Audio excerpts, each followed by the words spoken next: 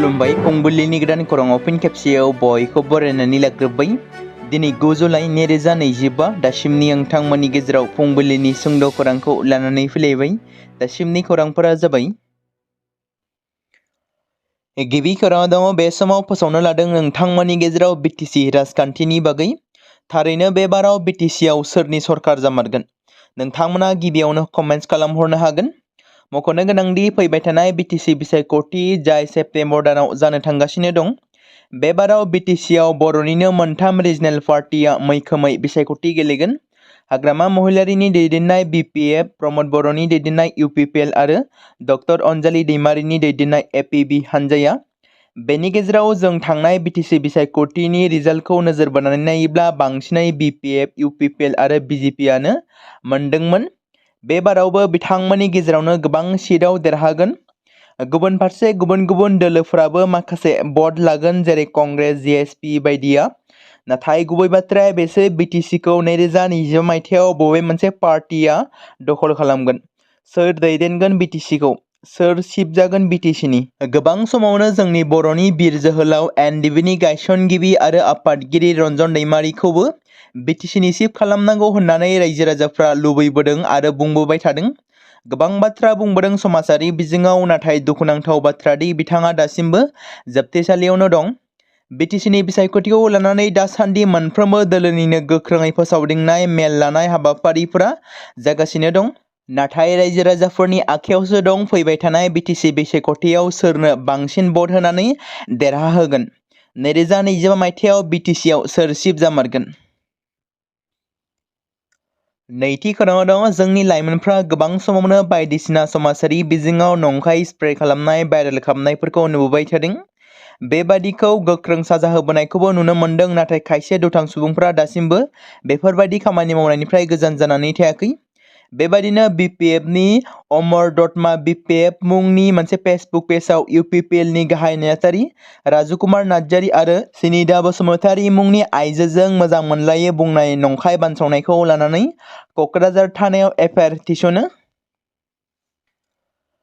थामथि खौराङाव दङ मैया एबसुनि मोनसे थान्दै हानजाजों लोगोसे बिटिआरनि गाहाय मावफुं सोद्रोमा प्रमद बर', रायजो सभानि एमपि रोनगोरा नार्जारि बिथांमोननि जथायै भारतनि नखर मन्त्रि अमित शाहखौ कृष्ण मेनन मार्गआव थानाय बिथांनि थाग्रायाव लोगो हमहैनानै सावरायलायदों। लोगो हमहैनानै नखर मन्त्रिजों सावरायहैनायनि गुबै थांखिफोरा जादों फारियै। सेथियाव दङ बिटिआर गोरोबथानि 4.3 दफा बादियै फैगौ 21 जुलाइ खालारनिफ्राय जानो गोनां गोलोम बोथोरनि पार्लियामेन्ट सेसनावनो आर्टिकल 280 नि 125 एमेन्डमेन्ट बिलखौ बारहोनाय। नैथियाव दङ बिटिआर गोरोबथानि 6.1 दफा बादियै कार्बि आंलंआव रायजो जानाय बर'फोरनो हाजोआरि मोनथाय एबा एसटि हिल स्टेटासखौ मोनहोनाय। थामथियाव दङ बिटिआर गोरोबथानि 3.1 दफा बादियै सनितपुर आरो बिश्वनाथ जिल्लानि बर' गामिफोरखौ दाबि बादियै आबुङै सोसननाय। ब्रैथियाव दङ रन्जन दैमारिखौ लाफानानै जेलाव थानाय सा 6 बारग' एनडिबिफोरखौ जेलनिफ्राय दिहुनथारनाय। बाथियाव दङ बिटिआर गोरोबथानि 10.1 दफा बादियै मिरु आरो आसाम सोरखारा 1,500 कोटि रांखौ हरनानै सेन्ट्रेल इउनिभार्सिटि, एनआइटि, नेरिम्सफोरजों लोगोसे एनेक्सियर 2, 3 आरो 4 आव थानाय प्रजेक्टफोरखौ थाबैनो गायसननाय। आरो दथियाव दङ बिटिआर गोरोबथानि 10.2 दफा बादियै पारामिलिटारि आरो आर्मियाव बर' लाइमोनफोरखौ सोसननाय। गासै मोन 6 दफाफोरखौ लानानै गोथौ आरो गुवारै सावरायलायनाया मैया जालाङो। मैयानि सावरायलायनायनि उनावनो भारतनि नखर मन्त्रि मानव गेदेर अमित शाह बिथाङा थाबैनो मावफुंगोननि खोथाखौ होयो। मैयानि सावरायनायाव दुलाराय बर' फरायसा आफादनिफ्राय आफादगिरि दिपेन बर', गाहाय नेहाथारि कनिन्द्र बसुमतारी बिथांमोनाबो बाहागो लादोंमोन। ब्रैथि खौराङाव दङ गसाइगाव महकुमानि सिङाव थानाय जयमागुरि गामियाव माखासे सान सिगां जानानै थांनाय मोनसे जाथायनि सायाव रायजो राजाफ्रा खेंफोरथि होदों। रां लबिया माखासे खौरांगिरिफ्रा रां दाबिनानै मोनैनि जाहोनावनो मोनसे जाथायखौ गाब फुननानै सासे सुबुंनि सायाव नंखाय खौरां फोसावनायखौ लानानै रायजो राजाफ्रा गोख्रों फिननाय होदों। सासे हाबा जानाय आइजोखौ देहायारि सोमोन्दो लाखिनायाव लोब्बा दं होननानै सासे सुबुंखौ खैफोदाव खोख्लैनो गसाइगाव डेइली 24 निउज मुंनि मोनसे फेसबुक पेजआव खौरां फोसावदोंमोन। बेखौ लानानै मैया गोख्रों फिनजाथाय होदों। लोगोसे मोगा-मोगि जानांनाय सुबुङा बाथ्रा फोरमायदों। लोगोसे बे फेसबुक पेजनि सायाव गसर होनाय जागोन होननानैबो फोरमायबावो बिथाङा। दिकियाजुलियाव जेथो गोनां आरटिआइ मावथि दिलीप नाथनि न'आव पुलिस आरो हाग्रा बिफाननि सिग्रोमनायाव गोबां बिबांनि बेसेन गोसा दंफांफोरखौ बोखांनो हादों। दान्थे बिदान्थे गोनां आरटिआइ मावथि दिलीप नाथनि न'आव समबारनि मोनायाव फिन पुलिस आरो हाग्रा बिफाना जथायै अपारेशन खालामना गोबां बिबांनि बेसेन गोसा दंफांफोरखौ हमनो हादों। बे अपारेशननि समाव बेसेन गोसा दंफांफोरखौ जब्द खालामनाय जादोंमोन, जेराव अपारेशनाव दिलीप नाथनि थाग्रा खुलिनि सिङाव आयेन बेरेखायै फसंनाय मोनसे फार्निचार फसंथानफोरखौ बोखांनो मोननाय जादोंमोन। गिबि मन्थ्रि डक्टर हिमन्त बिश्व शर्मा बिथाङा मैया खौरां बिजोंनि सिगाङाव फोसावदोंमोन दि दिलीप नाथनि गुवार सम्पथिनि सायाव नायबिजिरनाय जागोन आरो गिबि मन्थ्रिनि बिबुंथिनि उनाव पुलिस आरो हाग्रा बिफाना बे अपारेशनखौ खालामदोंमोन। अपारेशननि समाव होनाय फोरमायथि बायदिब्ला नाथनि न'आव जेबो गनायथि गैयाजासे गोबां बिबांनि बेसेन गोसा दंफां दोनथुमनाय जादोंमोन, जाय आबुङै हाग्रानि आयेनखौ सिफायदोंमोन। मख'जाथाव दि बाला माफियाफोरनि मोनसे हानजाया जथायै दिकियाजुलिनि सासे जायगानि खौरांगिरिखौ गाग्लोबदोंमोन, जाय 29 जुन खालि पास नय दैमायाव आयेन बेरेखायै अन्थाइ बाला जावनायनि खौरां बुथुमनो थांदोंमोन। पुलिसआ सिगांनिफ्रायनो बे जायगायाव 4 सुबुंफोरखौ खादोंमोन आरो बिसोरखौ जोबथेसालियावबो दैथायहरबाय। पुलिसआ रोखा खालामदों दि दिलीप नाथनि मुङा दायनिगिरिजों सोमोन्दो दं। जाथायनि उनाव दिलीप नाथआ सोनाब बेंगलाव थाखोमानानै थादोंमोन, जायखौ दा पुलिसआ हमनानै दिकियाजुलियाव लाबोयो। मोनसे गोरोबनाय आरो गाग्लोबनायाव दान्थे बिदान्थे गोनां आरटिआइ मावथि दिलीप नाथनि फिसाज्ला कपिल नाथखौबो खानाय जादों। उदालगुरि जिल्लानि काजियामाटियाव 37 नं धोनस्रि बियाबनि मुलाम्फा मोनग्राफोरनि जथुम आरो समाजारि रांखान्थियारि सांग्रांथि हाबाफारिया थांनाय सानखालि जालाङो। बिटिसि बियाबाव मुलाम्फा मोनग्राफोरनि जथुम आरो समाजारि रांखान्थियारि सांग्रांथि हाबाफारिखौ काजियामाटिनि गेवलां गेलेग्रा फोथाराव रोजा रोजा मुलाम्फा मोनग्रा सुबुंफोरनि बाहागो लानायजों हाबाफारिया जोबलाङो। हाबाफारियाव बिटिआरनि लेङाइ गाहाय मावफुं सोद्रोमा गबिन्द चन्द्र बसुमतारी हाबाफारिखौ बेखेवनानै होयो। बिथाङा गाहाय बुंथिगिरि आलासि महरै बाहागो लायो। कक्राझार लकसभानि एमपि जयन्त बसुमतारी आरो लेङाइ गाहाय बुंथिगिरि आलासि महरै बाहागो लायो बिटिआरनि मावफुं सोद्रोमा रनजित बसुमतारी आरो मावफुं सोद्रोमा निलुत सोरगियारि। बिथांमोना हाबाफारियाव उदालगुरि जिल्ला कमिटि इउपिपिएलनि आफादगिरि रबिन्द्र बसुमतारी आरो उदालगुरि जिल्ला कमिटि इउपिपिएलनि लेङाइ आफादगिरि रबिन्द्र बाग्लारि आरो गोबां दैदेनगिरिफ्रा बाहागो लादोंमोन।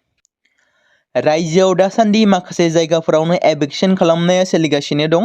बेबादिनो मैया फिन धुबुरी जिल्लानि चापरनि सरपा, बाकरा, सन्तोषपुर, सिराकुटानि ओनसोलनि 3500 बिगा हायाव आयेन बेरेखा न' लुनानै थाग्राफोरखौ होखारदों। बेनि गेजेराव मैया एमपि अखिल गगैआ जाथायथिलियाव थांनानै खौरां लाहैनायखौ पुलिस बिफाना होबथादों। धुबुरी ओनसोलनि रायजो राजाफोरा आखायाव लावथि, अन्थाइ लानानै सरकारि जेसिबि गारिखौ गाग्लोबनाय जाथायखौ नुनो मोन्दों। गुबुन फारसे मुस्लिम फरायसा आफादनि आफादगिरि आसिक राब्बारनि दैदेननाय मोनसे हानजाया सुबुं आखु नङै होस्रांनायखौ जेब्लाबो गनायजाथाव नङा होनना बाथ्रा फोरमायदों। होस्रांनायनि सिगां होस्रांजागिरिफोरखौ फिन थिसनथाइ होआलासिनो होस्राङोब्ला आसामाव जों जंगि आन्दोलन खालामगोननि हुमखि होदों। मुसा आरो मुसलमानफोरखौल' मानो गले गले होस्राङो होनना सोंथि सिखांदों। सारा आसामावनो रांखान्थि होबथानायनि सोमावसारनाय हाबाफारि लागोन होनना हुमखि होदों मुस्लिम फरायसा आफादा। बागुरुम्बा मोसानायखौ अल रेकर्ड सोरजिनो थाखाय आसामनि गिबि मन्थ्रिया फोसावनानै होनाय बादि एबा खोथा होनाय बादिनो गोबां जायगायाव दासान्दि मोसानाय रिहार्सल खालामनाय जागायदों, जेराव आसाम सोरखारा बागुरुम्बा मोसानायखौ अल रेकर्ड खालामहोनो थाखाय थांखि लादों। बेनिनो बिटिसिनि गोबां जायगायाव मोसानायाव मुखुब जादों बर' सेंग्रा सिख्लाफोरा, जेराव सनापुरनि दिमरियायावबो सा 400सो सोलोंसाफोरा फोरोंथाइ लागासिनो दं। खाम, सिफुं, जथा, सेरजानि दामनायजों समान समान मोसादों बर' लाइमोनफ्रा। दिमरियानि टपाटलियाव सोलिगासिनो बागुरुम्बा मोसानायनि दोहौ। मख'नो गोनांदि आसामनि गुवाहाटीयाव बिहु अल रेकर्ड खालामखांनायनि उनाव झुमुर अल रेकर्ड खालामदोंमोन। बेनि उनाव आसाम सोरखारा बे खेबाव बर'नि बागुरुम्बा मोसानायखौ अल रेकर्ड खालामनो एबा सोरजिनो थांखि लाबावदों। एनआइए केसनिफ्राय उदां जानानै फैनाय थामहिनबा बेल मोननो हानाय बाक्सा जिल्लानि लंकेश्वर बर' एबा बिलासै आरो सन्तोष केरकाटारि बिथांमोनखौ गामिनि रायजो राजाफ्रा बरायनानै लादों। एनआइए केस नांनानै थानाय 10 बोसोरनिबो बांसिन जोबथेसालियावनो थानांनाय बारग' एनडिबिनि सोद्रोमा लंकेश्वर बर' आरो सन्तोष केरकाटारि बिथांमोना उदां अख्राङाव फैनो हाबाय।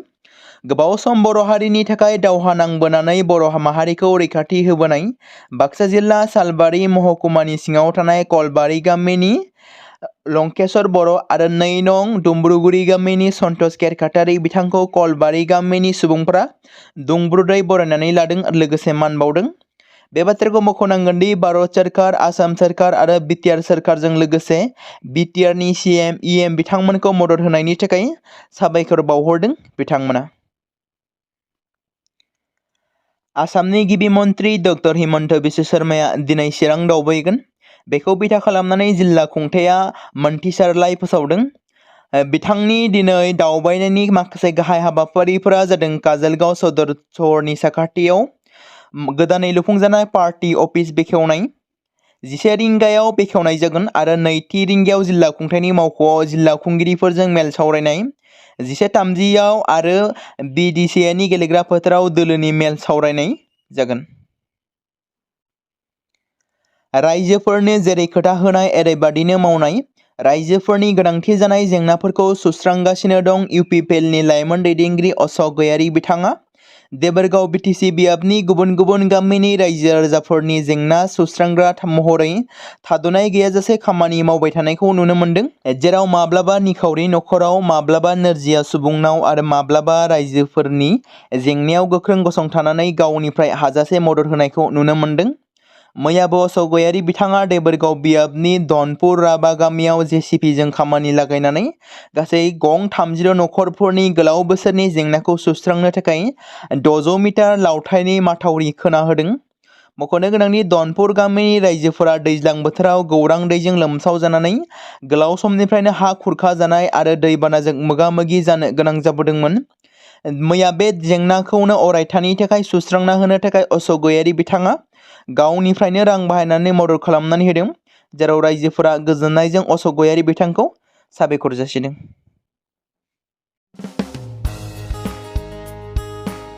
बे समाव मोनसे गोनां फोसावथाय बर' सावथुन नायनानै मोजां मोनग्रा गासै बर' रायजो राजाफोरनि गेजेराव लानानै फैदों मोनसे बर'नि OTT प्लेटफर्म गोनां, जाय प्लेटफर्मनि गेजेरजों नोंथांमोना बर'नि गोदान गोजाम सावथुनफोरखौ नुनो मोनगोन। थांनाय माखासे बोसोर सिगां बर'नि गेजेराव लानानै फैनाय निउबो एप बायदिनो फिन आरोबाव लानानै फैदों बर' रायजो राजाफोरनि थाखाय। बे बाथ्राखौ मख'नाया गोनांदि 2025 मायथाइनि जानुवारि दानाव ओंखारनाय आंगो स्ट्रिम मुंनि मोनसे OTT प्लेटफर्म गोनां निउबो एपनि गेजेरजों नोंथांमोना गोबांथार बर'नि सावथुनफोर जेरै ट्रेजेडि, रमान्टिक, एक्शन आरो कमेडिजों बुंफबनाय सावथुनफोरखौ नुनो मोनगोन। जेरै सनानि नखर, थांखि गैयै समाज, अनसुला आफा, हिर', बिमा बायदि बाजै, अर, थैसाम, वान्टेड, संदान आरो रं नाम्बार बायदि सावथुनफोरा मख'जाथाव। बेफोर सावथुनफोरखौ नायनो थाखाय नोंथांमोना गिबियावनो आंगो स्ट्रिम एपखौ गाव गावनि मबाइलाव थानाय प्ले स्ट'रनिफ्राय डाउनल'ड खालामनानै लोगोसे इनस्टल खालामनानै गावनि मबाइल नाम्बारजों लगइन खालामनानै लाग्रोनांगोन। बेनि उनाव नोंथांमोना गोबांथार नुनो मोनै सावथुनफोरखौ गुगोल पे, फन पे आरो पेटिएमजों रं नाम्बार सावथुनखौ नायनो थाखाय 60 रां आरो संदान सावथुनखौ नायनो थाखाय 80 रां, वान्टेड सावथुनखौ नायनो थाखाय 60 रां, थैसाम सावथुनखौ नायनो थाखाय 60 रां बेबायदिनो गोबांथार नुनो मोनै सावथुनफोरखौ नायनो थाखाय सुबिदा खालामनानै होदों आंगो स्ट्रिम प्लेटफर्मा। फिन नोंथांमोननि गेजेराव फोरमायबावनो लादों बर' सावथुन नायनानै मोजां मोनग्रा गासै बर' रायजो राजाफोरनि गेजेराव लानानै फैदों मोनसे बर'नि OTT प्लेटफर्म गोनां, जाय प्लेटफर्मनि गेजेरजों नोंथांमोना बर'नि नुनो मोनै सावथुनफोर जेराव गोदान गोजाम सावथुनफोरखौ नुनो मोनगोन। बे बाथ्राखौ मख'नाया गोनांदि 2025 मायथाइनि जानुवारि दानाव दिहुनजानाय आंगो स्ट्रिम मुंनि मोनसे OTT प्लेटफर्म गोनां एपनि गेजेरजों नोंथांमोना गोबांथार बर'नि ट्रेजेडि, रमान्टिक, एक्शन आरो कमेडिजों बुंफबनाय सावथुनफोरखौ नुनो मोनगोन। जेरै रं नाम्बार, संदान, वान्टेड, थैसाम, अर, बिमा बायदि बाजै, हिर', अनसुला आफा, थांखि गैयै समाज, सनानि नखर बायदि बायदि सावथुनफ्रा मख'जाथाव। बेफोर सावथुनफोरखौ नायनो थाखाय नोंथांमोना गिबियावनो आंगो स्ट्रिम एपखौ गाव गावनि मबाइलाव थाखानाय प्ले स्ट'रनिफ्राय इनस्टल खालामनानै गावनि मबाइल नाम्बारजों लगइन खालामखांनायनि उनाव नोंथांमोना गोबांथार नुनो मोनै सावथुनफोरखौ गुगोल पे, फन पे आरो पेटिएमजों रं नाम्बार सावथुनखौ नायनो थाखाय 60 रां, संदान सावथुनखौ नायनो थाखाय 80 रां, वान्टेड सावथुनखौ सावथुनखौ नायनो थाखाय 60 रां, थैसाम सावथुनखौ नायनो थाखाय 60 रां, बेफोरबायदिनो अर सावथुनखौ नायनो थाखाय 60 रां पे खालामनांगोन। बेबायदिनो गोबांथार नुनो मोननाय बर' सावथुनफोरखौ नायनो थाखाय सुबिदा खालामनानै होदों आंगो स्ट्रिम प्लेटफर्मआ।